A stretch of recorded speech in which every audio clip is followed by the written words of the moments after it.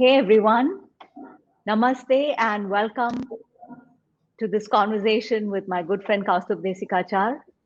So before we get started, just waiting to see if any of you are already online. Say hello, leave a comment, let us know that you're around.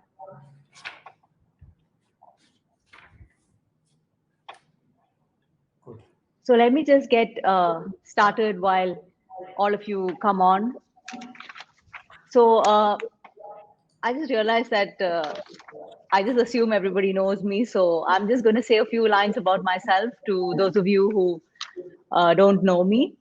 My name is Shailaja Menon, and I'm a 500-hour certified Manasa Yoga teacher and author. And I run my own yoga studio here called Mat and Beyond Yoga Studio in Kuala Lumpur, Malaysia.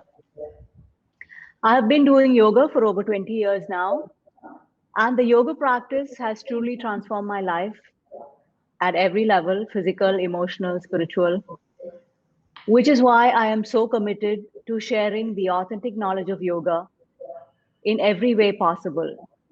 Because with the advent of social media, with people able to just, write whatever they want, and the popularity of yoga also, the whole practice is being very distilled. And there is so much of distortion. And with that end in mind, to really share the authentic knowledge, I began these conversations, right? With really uh, great yoga teachers who share, take their time out to share their knowledge with us. So I see some of you here. There's Supriya from Mumbai. Hi, Supriya. And there's Nirmala Balakrishnan. Hey, Nirmala, how are you doing? There's Chandran. Awesome, Chandran. Very happy to see you here in all our talks. Hey, Kasturi. So really nice to see all of you joining in.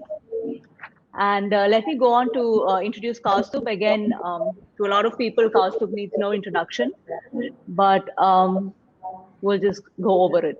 Right. So, as most of you know, Kausthub is a very renowned yoga teacher, yoga therapist, and author, continuing the classical yoga tradition of his most famous grandfather, T. Krishnamacharya, and father, T.K.V. Desikachar. We will be going over this later in our conversation as well, but his grandfather, T. Krishnamacharya, is really known as the father of modern day yoga, and he is responsible for the revival of yoga in these times. So Kaustubh really carries a great legacy. Kaustubh began studying yoga when he was only 9 years old under his father and began teaching by the time he was 13. He has a dual master's degree from the renowned Birla Institute of Technology and Sciences and has a doctorate from the University of Madras. Kaustubh conducts teacher training and therapist training programs around the globe, traveling 8 months of the year to all parts of the world, from Europe to China to Korea to Japan. He has authored several books too, and to name a few, Hatha Yoga Pradipika, To Serve with Love, a tribute to T.K.V. Desikachar, The Yoga of the Yogi, The Legacy of T. Krishnamacharya, and his objectives include the sharing of authentic teachings of yoga to the modern era and building bridges between different healing modalities to promote physical, emotional, social, and spiritual health. So again, welcome Kaustubh to this conversation, and really thank you so much for your time. Very grateful. Namaste, Shailaja, and thank you for organizing this. And namaste to all the people who are participating in this wonderful discussion. Looking forward. So, as always, Kaustubh is going to begin with a beautiful chant. I've heard so many people talk to me after the conversations and tell me how much his chants have really touched them. So, we're all very blessed to be able to listen to them. So, it's you lead, Kaustubh. Thank you.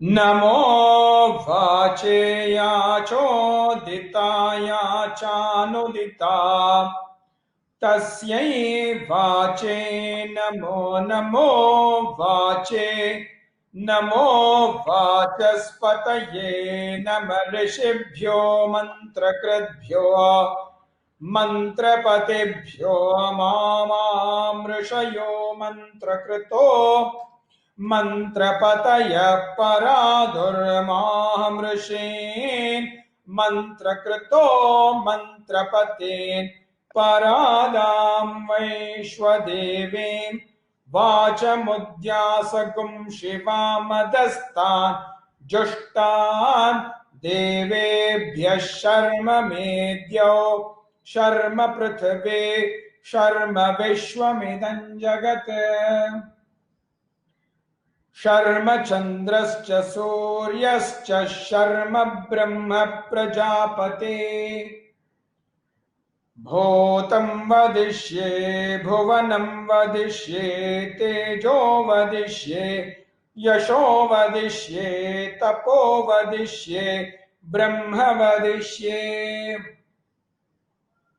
सत्यं वदिष्ये तस्मा अहमिदमुपस्तरणं मे प्रजायै पशूनां भूयादुपस्तरणमहं प्रजायै पशूनां भूयासं प्राणापानौ मृत्योर्मापातं प्राणापानौ मामाहासिष्टं मधुमनिष्ये मधुजनिष्ये मधुवक्ष्यामि मधुवदिष्यामि मधुमतीं देवेभ्यो वाचमुद्यासगुं शुश्रूषेण्यां मनुष्येभ्यस्तं मा देवा अवन्तु शोभायै पितरोऽनुमदन्तु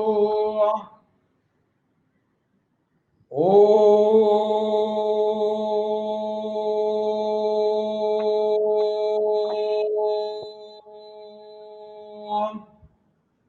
शान्ति शान्ति शान्तिः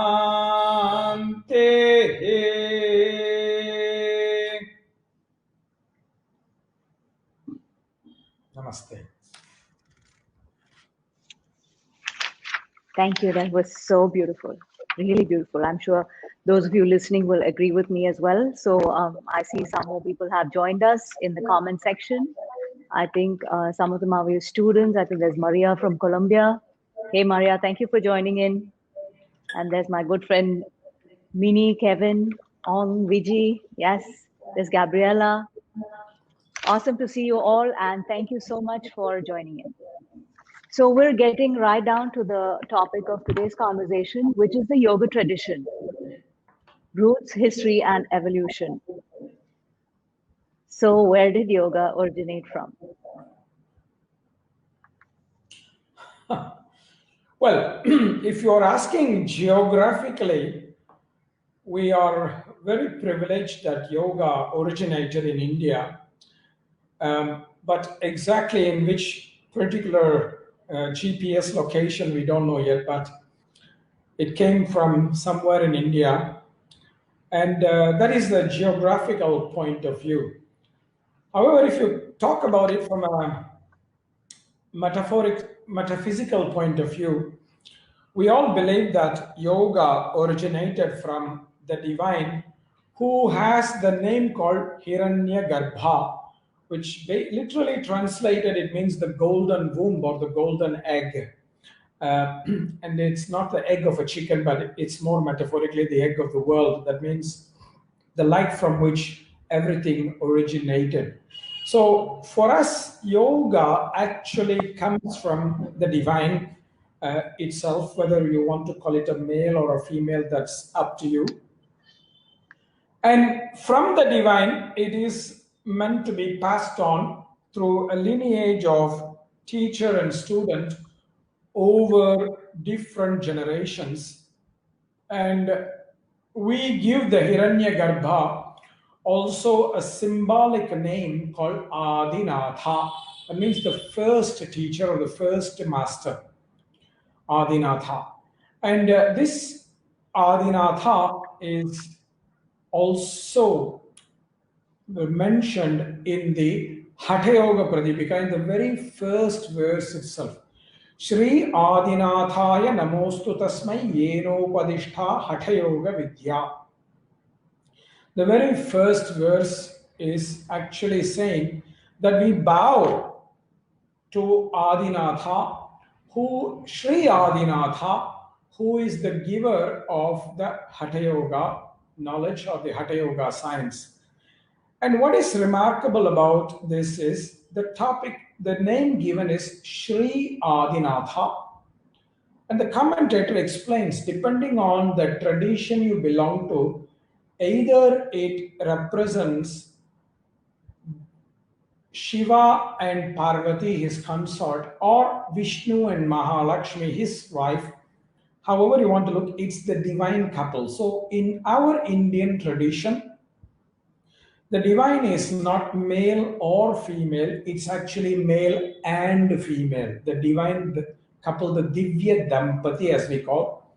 And this divine couple is the source of all knowledge, which includes the yoga knowledge itself. And that is why we always acknowledge that the divine is the creator of yoga. It's not a human being. And we find early references of yoga mentioned in some of the very old Upanishads, like the Taittiriya Upanishad, like the Katha Upanishad, etc. These are the old Upanishads. But then later evolved a collection of Upanishads that itself is called the Yoga Upanishads, Upanishads that are dedicated to yoga. Now, what is important to understand, and I think this is where the big clarification is needed. What we nowadays in the modern era think about yoga is not really what the ancient people are thinking about as yoga. And that is why this concept is phenomenal, because the concept of the divine couple, for the traditional yogis, yoga was a connection. The word comes from the etymological root yuju yoge. That means it is a very deep and intimate connection that happens from the heart to heart. And that's why it's so fascinating, because they talk about the connection between the god and the goddess, which is a metaphoric way of talking about the divine connection that we have, which is what is called the Purusha and the Prakriti, matter and consciousness. That is what our human bodies, or every conscious body, is the divine connection between matter and consciousness. And so for them, that is the topic of yoga, the connection, and that they are exploring in many different dimensions, yoga as a link. And that's why some people, when they study the Yoga Upanishads, they say, but Yoga Upanishad is not really talking about yoga asanas. There's no posture. Some of them, they have no postures. Yes, because they are talking about the connection that is yoga, which is facilitated through some practices like asanas. But asana is not yoga. Asana is a tool of yoga. So this is what is the ancient history of yoga, where you have the spiritual masters in the form of the divine couple who hand it down to their students, and it is passed on from one generation to the other through a set of very secret teachings, secret and sacred teachings that was shared from the heart to the heart. And this is also symbolically represented in the Yoga Sutra of Patanjali, which I'm sure we will talk about later, because the very first sutra that Patanjali talks about is what is called Hatha Yoga Anushasanam. The word Hatha represents the student who is ready to learn, the eager, the sincere student. And the word Anushasanam represents the competent teacher who himself or herself has been through the tradition and has been initiated, practiced, mastered, and now is fit to teach, the qualified to teach. So Atha represents the student, Anushasanam represents the teacher, and yoga is also that connection between the teacher and student through which the learning happens. So that's why Patanjali structures even the sutra like that, Atha Yoga Anushasanam. In Sanskrit, if there was some kind of reorganization of the words, it wouldn't change so much. But he has chosen that, one of the reasons being that it represents also the deep connection, heart to heart connection between the teacher and the student. So, yoga traditionally has deep origins in Upanishads, and perhaps even earlier than the Upanishads through oral teaching, all the way back to the beginning of time, because the first teacher was the divine couple, which is the starting of time. The moment the divine manifested, time manifested. Before the divine, there was no time. So, yoga is as old as life. Time. Okay, that was really nice. Very beautiful, very informative.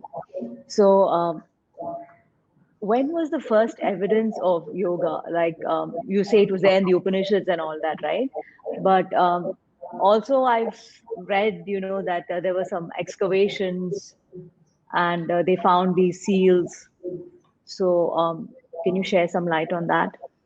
Yeah, this is a very Western approach because they always want some kind of evidence, which is nonsensical in some cases. Because just because they found a seal in the Mohenjo-daro Harappa civilization time, Ruins, yeah.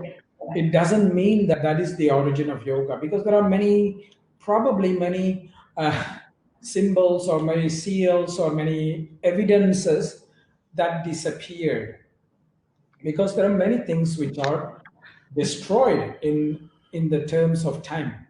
We can't say that Mohenjo-daro Harappa was the No, origin no, of yoga, no, no, but absolutely not the origin. yeah, and the point is they found a seal where somehow there is some kind of position that looks like a yoga posture. Now, that itself is ridiculous because yoga is not just a posture. Yoga is much more than a posture. Like I said, it's the divine connection. So, for example, if you find any symbol of, let's say, the god and the goddess together, that itself is yoga. If you find a symbol where there are some even more ancient symbols that you can find where a human being is honoring the sun, that is yoga. So we don't know, and honestly, we don't need to know when exactly was the origin of yoga, because time is not starting with evidence. There is much more things beyond the first evidences that we have. And this is always a speculation. I was in Australia some time ago, and before, they were all thinking that the first humans in Australia was there about 65,000 years ago, because they found some seals and bones and other things. But then last time I went there, there was a news that said that they had found an even more ancient, what you call fossil, that marks that the human life was there in Australia already 100,000 years ago. So these things are speculations, and we don't really need to do this. And also, one thing that is important is the yogis of India, the ancient ones, they did not really document many of these things in the form of writings or in the form of what you call sculptures or things like that, because most of the Indian teaching were essentially an oral tradition.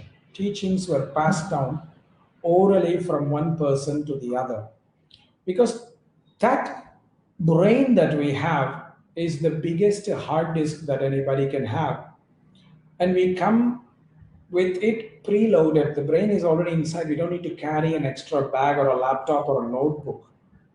So they remembered everything. So when they would travel, they don't need to take extra luggage. It was all in their brain or heart or wherever you want to call it. So many things were not documented like modern people like to document. So all these are speculations that we must not get distracted by, because the paradigm is very different between how the yogis functioned and how the modern people function. So we can't fit the modern paradigm on how the yogis would have lived. It doesn't work that way. So true. We're always trying to fit, like they say, even about God, right? Like we're always trying to fit God into our image of, considering our own mindset and our own beliefs and our own prejudices. And we're always trying to judge everything through our own mindsets. So I guess it's good to realize that there are different kinds of mindsets. And it's very true that the yogis would have existed, with very different conditions and mindsets. So I Yeah. see a lot more people coming in. There, I think a lot of your students are there. Kausthub, there's Dipankar Sen, there's Erica, and there's Kevin. Yeah, so he enjoys your preloaded brain. So yeah. So we go on to the next question. Which philosophy is yoga aligned to? Because there are so many philosophies that when you talk about yoga, right? There's the Bhagavad Gita, and then there's the Vedanta, and then there's also, of course, Tantra, from where, and Hatha Yoga Pradipika, like they say, Hatha Yoga came from Tantra. So just to shed some light on all these different philosophies and, how yoga is related to all of them. Good. It's a Excellent. very heavy topic, yeah, guys. But I think it's a conversation that must be had, and it's really important to know all this because we're all yoga practitioners, and we need to know the right information. Yeah, so bear See, with me. again, how much we want to go into this is challenging, because we are in a time limit as well as in the level of understanding and things like that.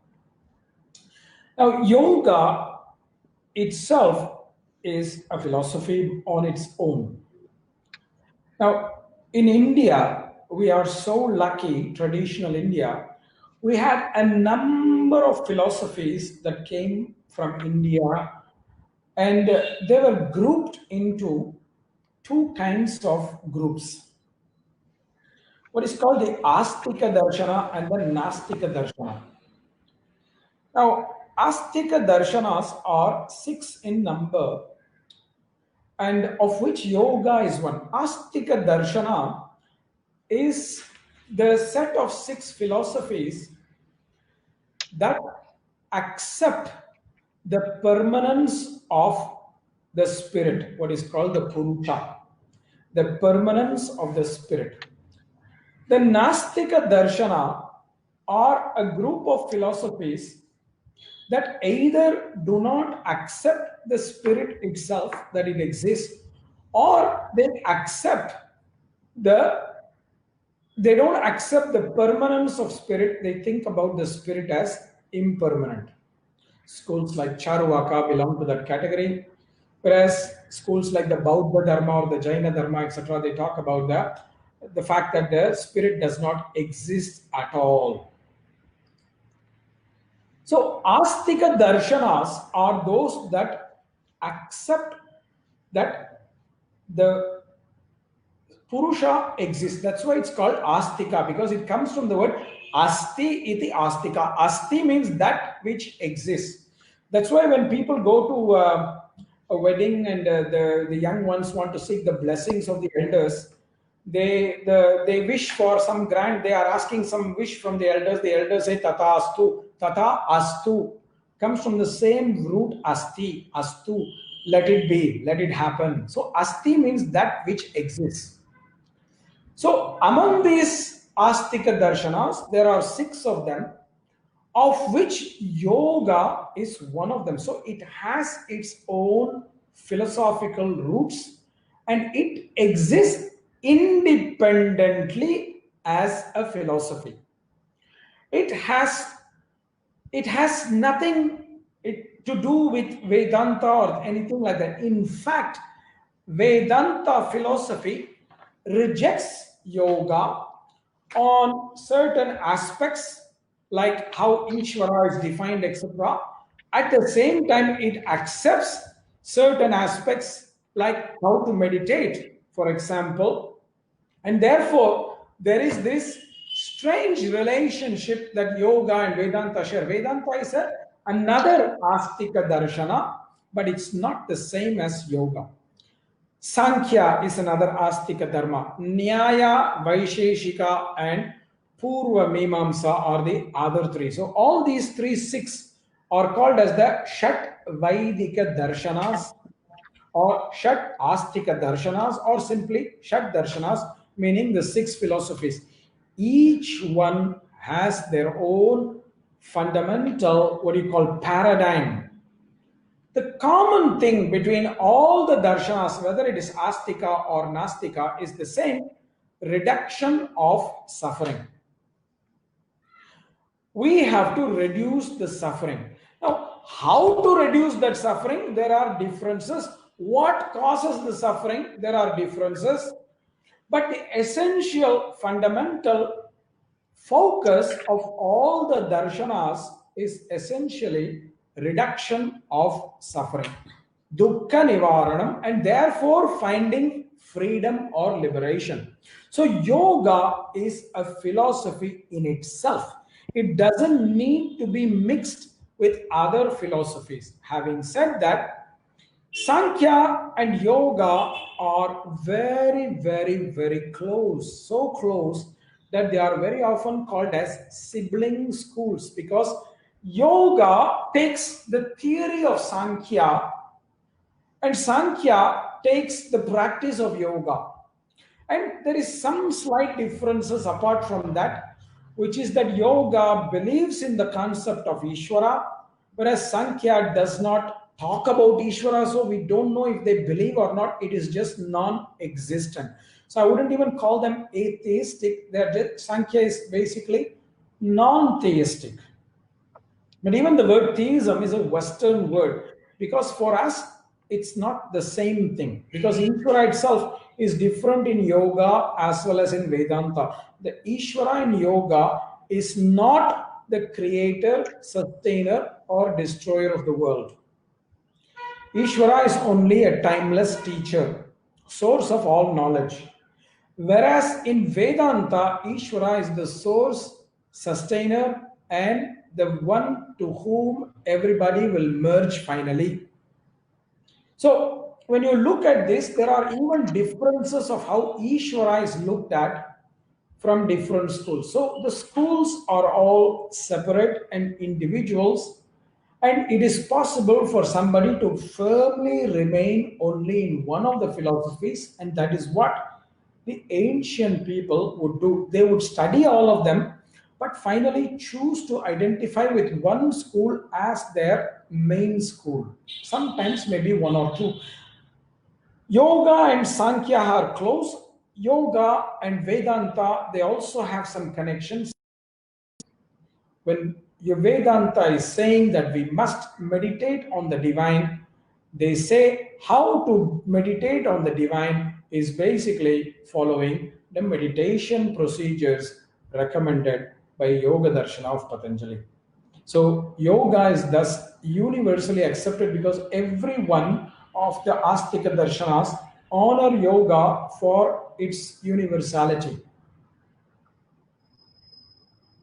That's so beautiful, and it's really interesting that we accepted all these atheistic philosophies as well, and there was room for, basically I think there was room for everyone and different philosophies to coexist. And like you said, eventually you had the ability or the freedom to choose. That is And the another fascinating thing. that is the Sorry. beauty of Indian culture is Yeah. acceptance of diversity. It's very different from the Judeo-Abrahamical traditions like the Judeo-Christian traditions, because for them, whether it's Islam, Judaism, or Christianity, they have one God and they are the chosen people. All others are supposed to be the enemy. And that approach has entered many Western thinking. And that's why often they say either you're with me or you're against me. And that is why it's very unfortunate that you have all these kind of discrimination in the Western world towards people who are different. Diversity is not really appreciated. That's why you have this horrible racism towards the colored people in America, for example, a very big controversy that is going on now. And it's not new. This racism has been existing in America since 200, 300 years when they took the slaves from Africa to build America. And this has existed in Europe as well. And this has existed in Australia and New Zealand. So, and that's because their thinking is shaped by the idea that either you're with us or you're against us. Whereas many Oriental traditions, and India especially, they have said, well, we are a potluck of so many different people and we can coexist together. We are a diverse nation. If you look at India as a country now, every state speaks a different language. Every state has its own culture. Every state has its own cuisine. But somehow we all get along and the country is running for the last 2000 years. And that's the beauty of India, where even diversity was accepted. That's why there's not one philosophy from India. There's innumerable number of philosophies. It's not just the 6 Astika Darshanas. There are also non-Astika Darshanas. Just behind this computer, I have my library where I have a lot of books. And one of the books is called the Sarva Darshana Sangraha, the summary of all the philosophies that originated from India. And they talk about so many different philosophies. There's 20 plus philosophies that they are talking about, all different from one another. So we are so fortunate and privileged to come from India that there is so many diverse teachings that exist. Okay, so I just want to add one more thing before we take a couple of questions, a lot of questions coming up. I also wanted to add that I found it so fascinating that, like you said, that all of these philosophies and everything is really to reduce suffering, right? So that is again something so wonderful to know, that you can theorize things and you can just know it intellectually, but to understand that ultimately it has to really affect our lives in a very positive manner and to give us that wisdom to reduce suffering. That's really wonderful. You take this as a very simple example. Suffering is a fundamental state. Okay, let's put it in one section for a moment now. Now you take another fundamental state, that is hunger. Hunger is a fundamental state for all of us at some point in the day, and for some of us, many points in the day. Now, when you are hungry, how would we all feel if people said to us that everybody has to eat the same food to satisfy your hunger? For somebody, maybe they will want to eat rice. For somebody, they may want to eat bread. For somebody else, they may want to eat pizza. For somebody else, they may want to eat some Chinese noodles. Somebody else may want to eat a salad. So the fundamental state is hunger, but there are many ways to fulfill that hunger. How would we feel if somebody said to us, the only way to eat salad is to come out of hunger is to eat salad, because that is my way. If you don't follow that way, you are against me. That's ridiculous. The same with suffering. Our fundamental need is suffering, to come out of suffering, and we may take different approaches to come out of suffering, and we must honor that. And the corollary also, the opposite of suffering is to be alive in life. Now, how you want to be alive in life, is your personal way. You can't expect everybody to be alive the same way. Everybody has to go to the beach. Everybody has to have a barbecue. Everybody has to have, no, maybe somebody will be happy reading a book. Maybe somebody will be happy going for a swim. Maybe somebody will be happy having a nap. Maybe somebody will be happy watching Netflix. Different people have different ways to come out of suffering and also to be in a state of joy. It's not the same. So that's why diversity is essential.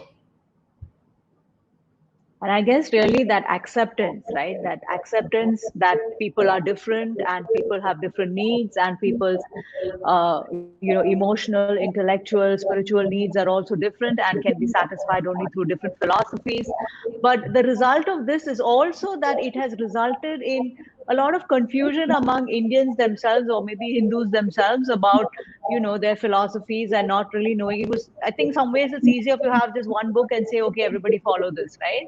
But I think having these various philosophies, and I think maybe it's our education system also that has not allowed us to gain an exposure about our philosophies, and as a result of which we're all pretty uneducated in this department. And we're still floundering when it comes to all the different philosophies. We get really phased by them, and we don't really understand, and like we're always asking, okay, is this better to follow, or should I be following this, right? Okay, anyway, so let's just get back. There are a lot of questions. These two questions are very similar, so I'm going to club them together. One is by Kevin and the other is by Maria. So Kevin asks, are these other schools as ancient as yoga? And Maria is asking that if yoga philosophy is prior to Vedanta or the Bhagavad Gita, like she's heard that the Bhagavad Gita is like 5,000 years old. So basically a timeline here. I don't know who told that Bhagavad Gita is 5,000 years old. That's an approximate speculation done by somebody. We don't know who that somebody is. Nobody has ever had hands on the first document of the Mahabharata from where the Bhagavad Gita is. So it's difficult to predict that it's 5,000 years old. But we know that it is a few thousand years old. We don't know exactly how much. So let's leave it one side.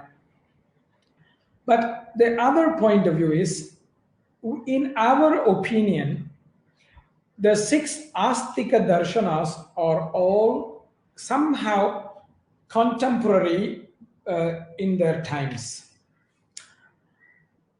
And these 6, there are different people who also predict that there is some kind of chronology about this. And certainly there are some differences of opinion between the traditional philosophers as well.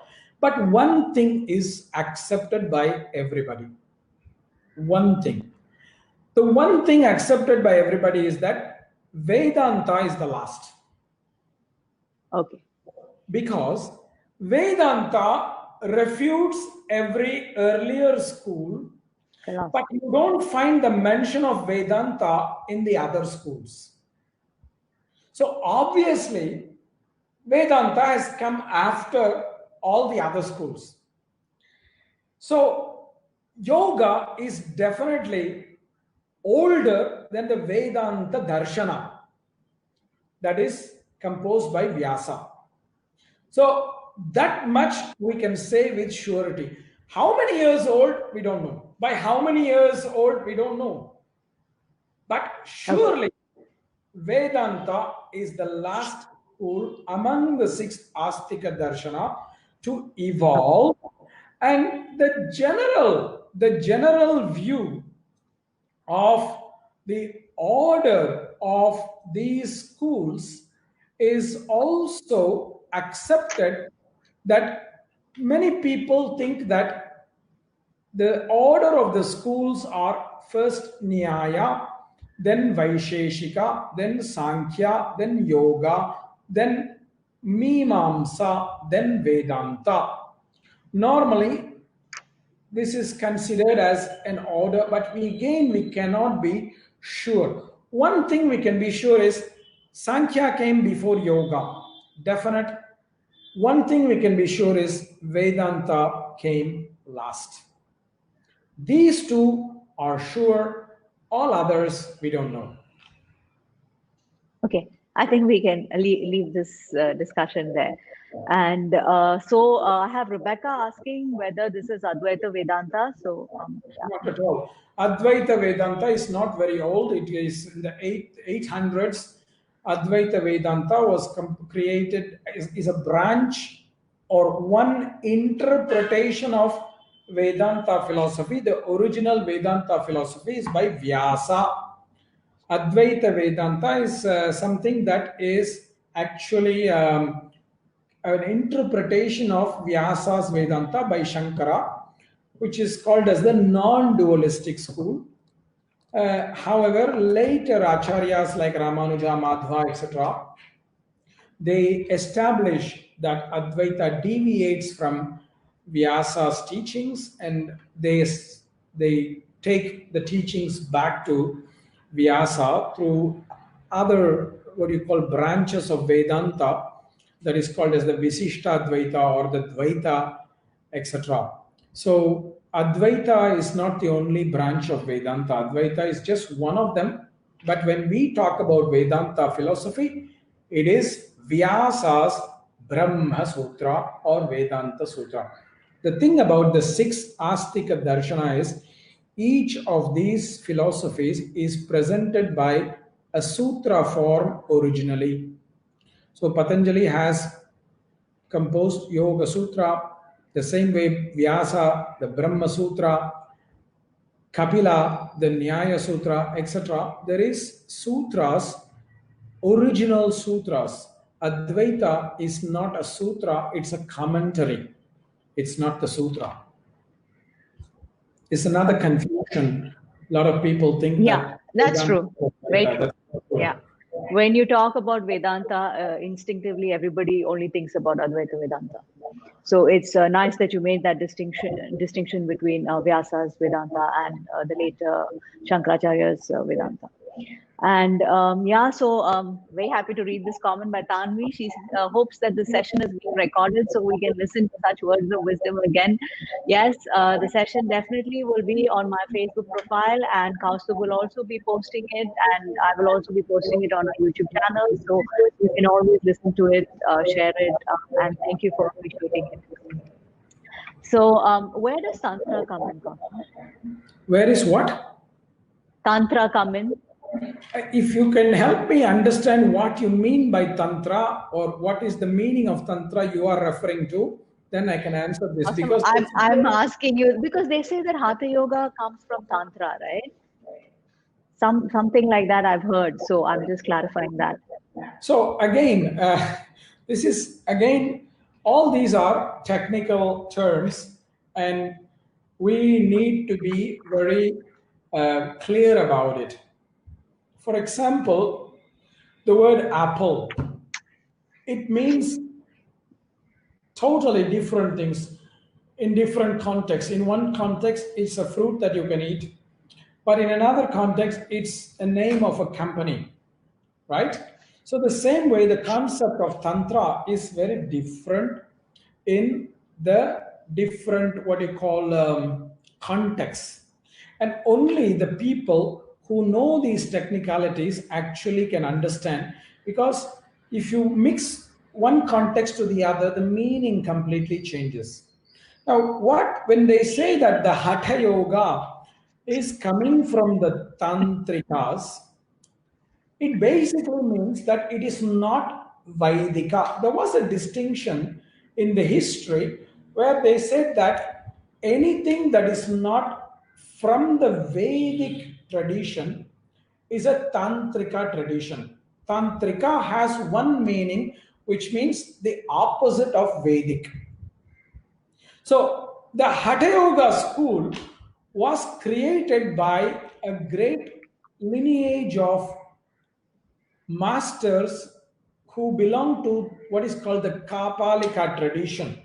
Kapalika literally means the skull man. Now the Kapalikas, they were tantrics in the sense they were against the Vedic tradition, because as we know, India at some point has some dark history where certain discrimination happened towards certain sections of society. And that's why I often tell many people when they say, oh my God, the discrimination that is happening in America is so bad. I say, no, we have seen it all. In India, we had our centuries of discrimination. We came out of it to some degree. And the Kapalikas were people who were what you would call the modern day protesters. They were against the authority, which at that time was held by the Vedic people. So they created their own tradition and they engaged in certain practices just to provoke the Vedic people. And that is why they are called the Tantric schools, because they don't use mantra in their tradition, which is very important because mantra is Vedic. So they don't use mantra, therefore they are tantric. They engage in certain practices that are not necessarily consistent with Vedic tradition, like the use of blood on their body, the use of sexual fluids in their body, and things like that. They did that only to provoke the authority at that time. So, therefore, they were called tantrikas. So, in that context, tantra has that meaning. In some other context, tantra has a completely different meaning, and that's why we need to evaluate the words based on the context and not use the same word. And that's the problem with many Western people who interpret this. Some of the authors who come and take this word and go to a dictionary and refer and translate things, they don't get it right at all. Because to understand Vedic philosophy, you have to immerse yourself in Vedic philosophy. And it's very, very important. Like I just told you a little earlier, when we use the word Ishvara in yoga philosophy, it means one thing. In Vedanta, it means another thing. When we talk about Kaivalyam, freedom, in Sankhya and yoga, it means one thing. In Vedanta, it means another thing. We talk about avidya, what is called the non-knowledge. In Sankhya, it means one thing. In yoga, it means one thing. In Vedanta, it means another thing. So you need to be technically immersed in these philosophies to understand the right meaning in the right context. Otherwise, what you get is a whole load of confusion. So that's part one. We have confusion now. So the earliest Hatha Yoga, how did Hatha Yoga evolve? Hatha Yoga comes from the Natha Sampradaya, where the first teacher was called Matsyendranatha. Matsyendranatha was a direct disciple of Lord Shiva and Parvati, and he is acknowledged as the first teacher of Hatha Yoga. But even more important than Matsyendranatha, just because you are the first, it doesn't mean that you are the most skilled. His own student, Gorakshanatha, was an even greater Hatha Yoga master. And Matsyendranatha also acknowledged this. And he also was the second proponent of the Hatha Yoga school. And from there comes the Natha Sampradaya. Matsyendranatha, Gorakshanatha, etc. It starts to come. Swatmarama comes a bit later, etc. It goes on. Swatmarama is the author of the text Hatha Yoga Pradipika. Gorakshanatha is the author of the text Goraksha Samhita. Matsyendranatha is the author of the text Shiva Samhita. So you have all these schools, Hatha Yoga texts that originated, and that is their own lineage. And in the Hatha Yoga Pradipika, in one of the verses, it actually talks about this lineage. If you are interested in this, you can actually find this. I will give you the verses. I'm just looking at this. It talks about the whole lineage of the Hatha Yogis. It comes very beginning in the first chapter. 1-4 Hatavidyam hi Matsyendra Gorakshadya Vijanata Swatmaramo Athava Yogi Janito Tatprasadaha. 4th verse. 5th verse, the whole lineage. Sri Adinatha Matsyendra Shabara Nanda Bhairavaha Chaurangi Meena Goraksha Virupaksha Bileshayaha. Manthano Bhairavo Yogi Siddhir Buddhischa Kantadihi Koranta Surananda Siddhapadascha Charpatihi. Kaneri Pujyapadascha Nityanatho Niranjanaha Kabali Bindunathascha Kakachandika Ahvayaha. Allamaha Prabhudevascha Godhacholi cha Trindinihi Bhanuki Nara Vedascha Khandak Kapalikas Tatha Ityado Mahasiddha Hatayoga Prabhavataha. 1-4 to 1-9 lists all the great Hatha yogis of the tradition until the time of Swatmarama, that is in the 1400s. After that, of course, you have even more yogis. Okay, thank you. And we're just moving on to like so many more questions, but I just realized that we're really running out of time. But I have to talk about Patanjali Yoga Sutras and where it comes in. So just some information about that. Well, as I said earlier, every philosophy had its what is called the reference book. Patanjali is acknowledged as the first person who codified the yoga philosophy into one text that is called the Yoga Sutra. Prior to that, yoga is partly mentioned in different Upanishads and things like that. But Patanjali is acknowledged as the first master who codified, and therefore he is called the Sutrakara, which is a title given to the one who writes the sutra about that philosophy. It's a very big title. So, yoga philosophy is codified and presented in Patanjali's Yoga Sutra. So, if you understand and study Patanjali's Yoga Sutra in detail, you will understand the approach of Patanjali fully. And what is very important is, as yoga teachers, two things I have to say. All yoga teachers must study Patanjali's Yoga Sutra in depth to understand what is yoga philosophy. And secondly, what the traditional master said was, if some teaching has to be accepted as yoga, it has to be aligning itself with Patanjali's teaching. If there is a deviation from Patanjali's teaching, it's not yoga. And Patanjali's teaching came in the dark era where people had three kind of problems: inability to communicate properly, body illnesses, and psychological illnesses. And if you look at it, we are living in such a time right now. So Not so different. The Yoga Sutra will be a very invaluable companion for all of us in today's times. Okay, thanks.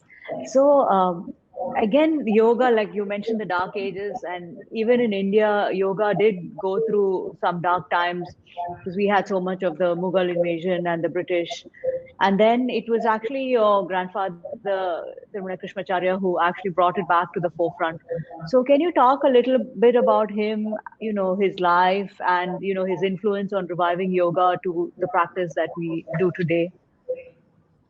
There's so many things that I could say about him. And I think he was one among the, if not the most influential yoga teacher in the modern era. Certainly, we can say he was one among the very few. And most of the asana based traditions, I can say without a hesitation, whatever form of yoga people are practicing now, which is based on asana tradition, whether it's the Iyengar yoga, the Ashtanga yoga, Patabi Joyce, or things like that, there's certainly, if you go one or two generations about, it will always come back to Acharya Krishnamacharya. This number of asanas that we know today is not going to be known if not for him. And that is why, that is one of the great contributions. But more significantly than that, and that is why I'm often thanking him in my heart each day today, if you look at the time he was practicing yoga, there was certainly only mostly men. And he was one of the very few yogis who opened the doors of the holistic aspects of yoga, which includes the mantra shastra. Some other yoga masters taught um, asanas to women, but the concept of mantras, it's basically something that he opened the door. And it's so fascinating because today there's so many women who are coming to yoga. It would not have been the case had he not opened that door in the early 1920s. Yeah. So I think like I think the first female student, a foreigner as well, was Indra Devi, a Russian lady, and I think from there it went on to so many others as well. That was not his first woman student. That was certainly his first Western woman student. Western woman student. His first woman student was my grandmother and also my aunties, some of my aunties, and also my grandmother's sisters. My, how to call Okay. it? So he taught yoga to all of them. Yeah, he taught yoga to all of them. Yeah. So, but Indra Devi was certainly the first female Western student, non-Indian student, I should say, to learn from him. Yeah. So in I guess in his own ways he went against tradition, and he's did what followed his heart, as you say, to open the doors of yoga to all humanity and stand up against discrimination against women as well in that time, which I'm sure there was a lot at that time. Okay, we won't go there.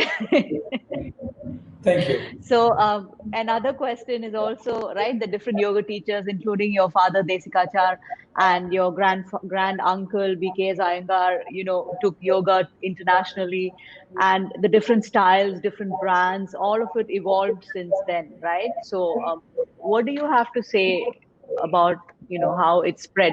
It's quite interesting though that though they were all students of your father, they all went on to Grandpa. create very diverse grandfather, they all went on to create very diverse styles, right?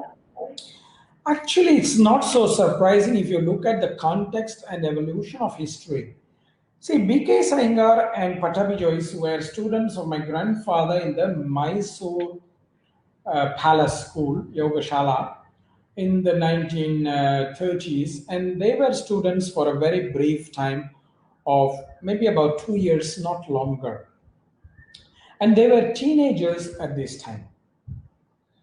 And so, what they learned from my grandfather at this time was basically how only asanas, and especially asanas in the form of vinyasa krama, which is what my grandfather taught the young teenagers at this time in the yoga shala. However, there was a time when my grandfather was invited to Pune to deliver some set of lectures.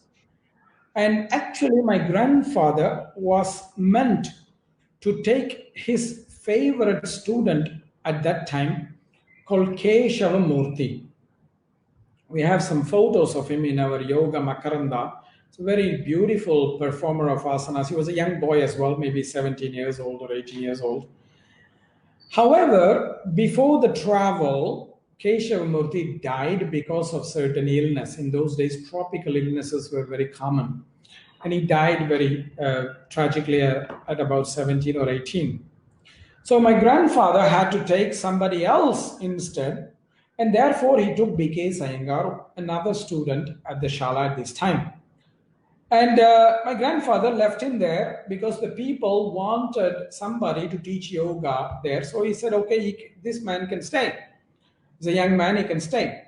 So BK Sangar was left there in Pune, and he found a patron in one of a great doctor called Dr. Gokhale at this time, who was a medical doctor, was very impressed with Mr. Iyengar and who was supporting Mr. Iyengar.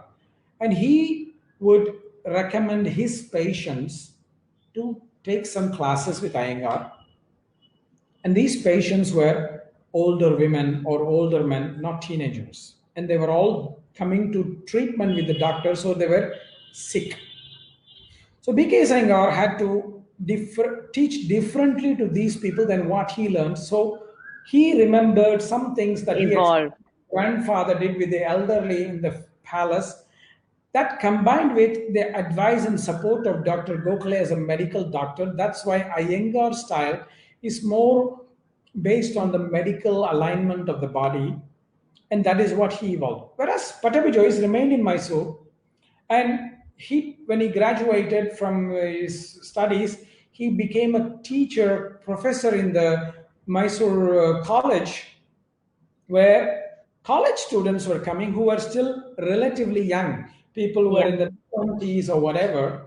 So he could continue whatever he had learned in those 2 years as dynamic sequences. He didn't have to innovate too much. He just continued what he had learned.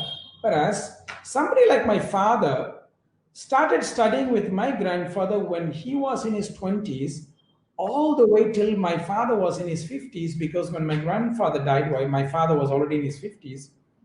And he learned a wide variety of things. And there's also something else, which is that my father was taught as the continuer of the lineage. Therefore, he was taught differently than these other people.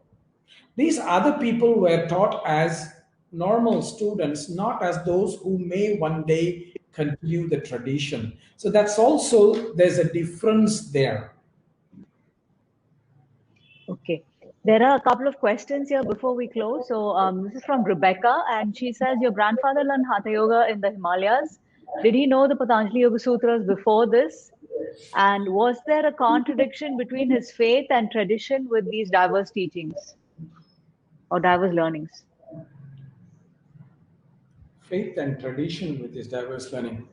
Okay, my grandfather had a very orthodox education, and in those days, the education, whether we believe it or not, they didn't go to like English schools like we go.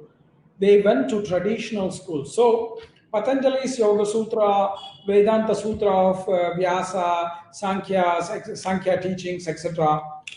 Everything was taught when they were very young. So as a young boy, he would have learned all this before he even went to the Himalayas.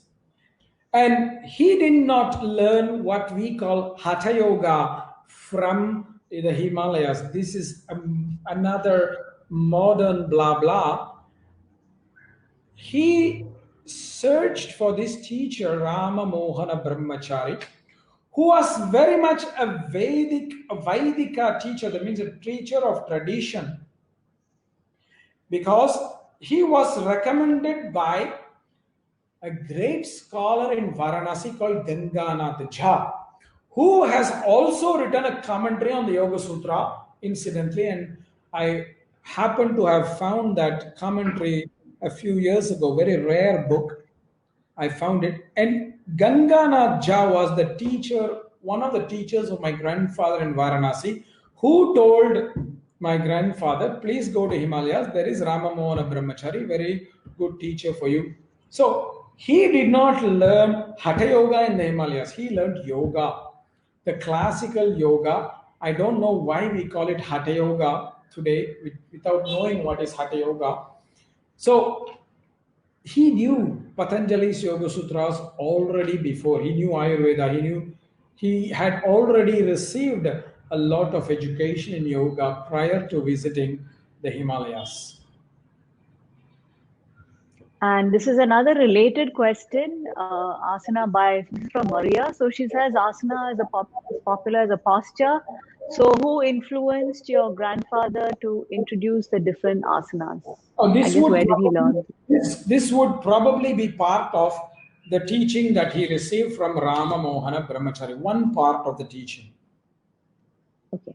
And there's Adrian with a question here regarding the sutras. You were just talking about these different commentaries as well.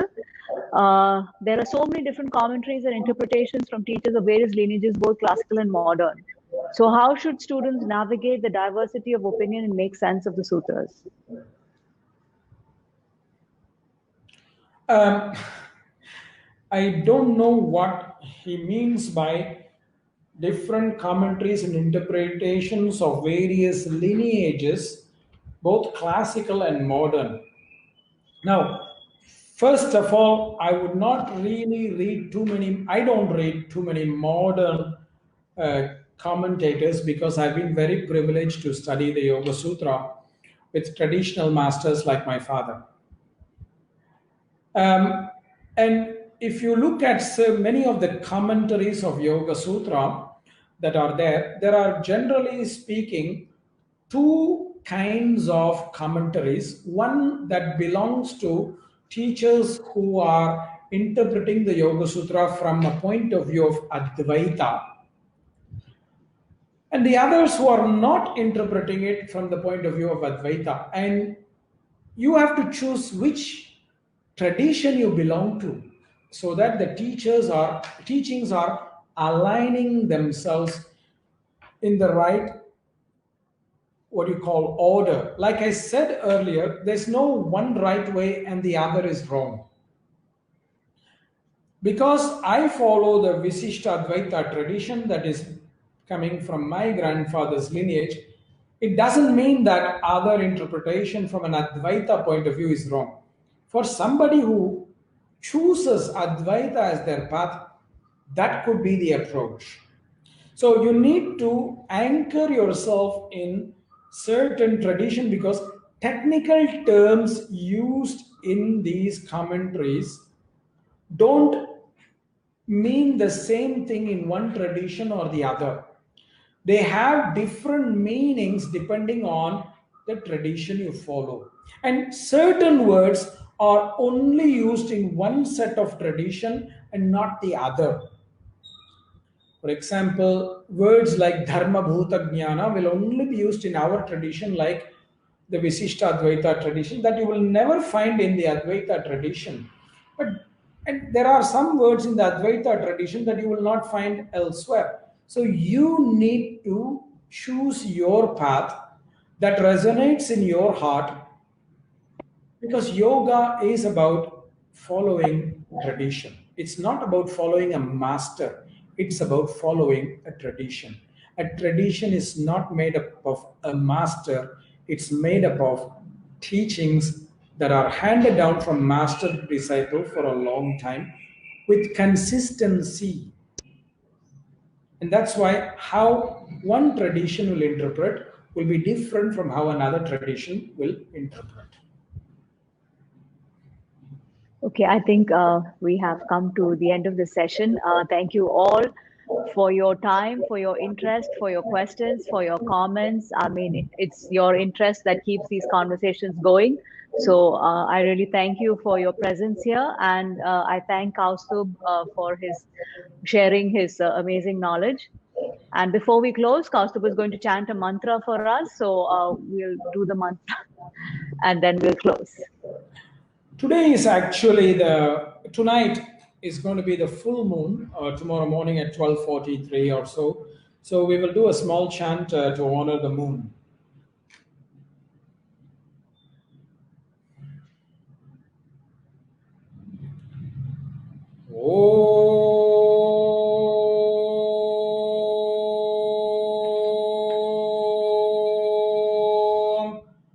Oshadaya sagum samoshadaya Oshadaya samvadante vadante samoshadaya Oshadaya samvadante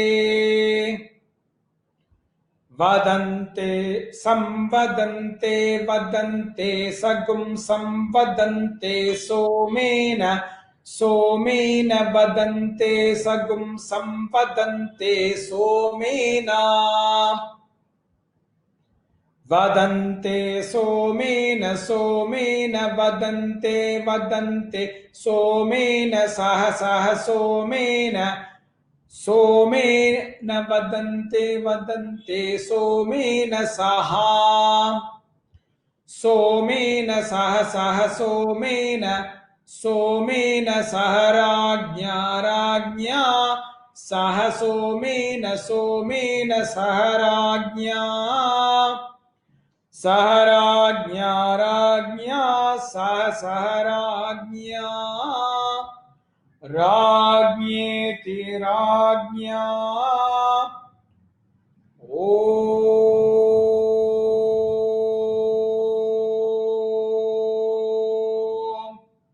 Shanti Shanti Shanti.